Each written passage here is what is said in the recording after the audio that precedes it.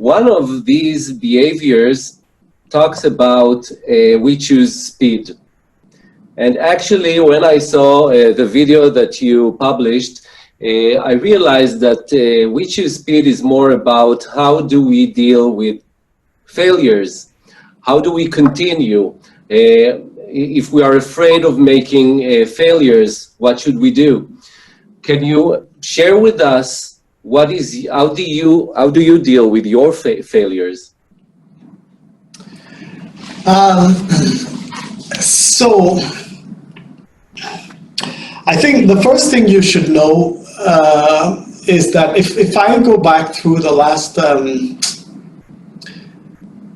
so it's now 25 years ago, almost to the day since I graduated from school. So the last 25 years of work, if I go back through what I've been doing, I think my career is it's essentially a series of failures interrupted by a few successes along the way.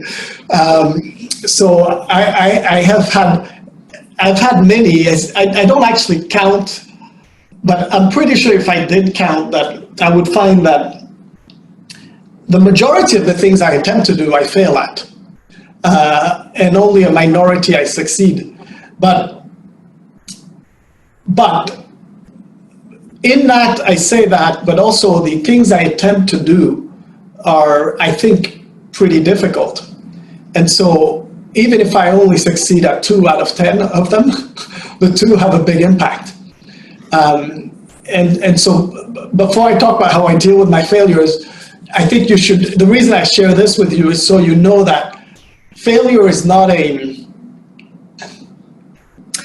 don't live a life of, hey, I'm succeeding 80% of the time, 90% of the time. So when I have a failure, oof, it's a big deal. You know, I have this one failure and I have to deal with it. It's like, no, I have to deal with 8 out of 10 failures. So I've become pretty good at dealing with them because it's part of my, it's part of my routine. The difficulty in failure, is it's taking a step back and finding the emotional fortitude to analyze it. I wish life was such that we can learn the things we need to learn from life, from our successes.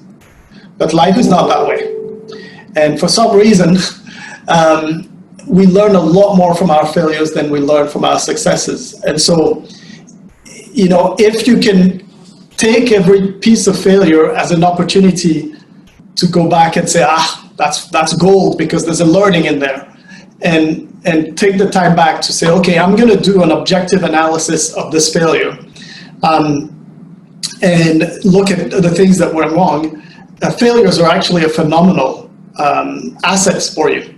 But you have to have the emotional fortitude to do this. And this requires unconventional thinking because life also teaches us that we have to be embarrassed by our failures. We have to tuck them under the carpet. We can't talk about them too much.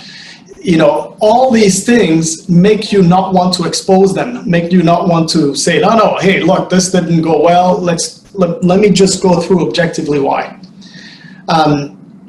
So that's, I think, the way I want to deal with my failures. And I'm not sure I do it all the time, but it's taking the time to step back and learn and say, okay, what is the powerful learning from this that I can institutionalize in my life or I can institutionalize in the organization?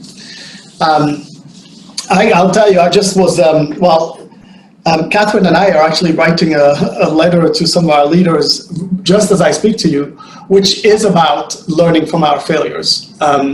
If you saw the Strategy Insights presentation, there's a framework for strategy we call FIWA. Which is the future identity, execution priorities, ways of working, and adjustment process.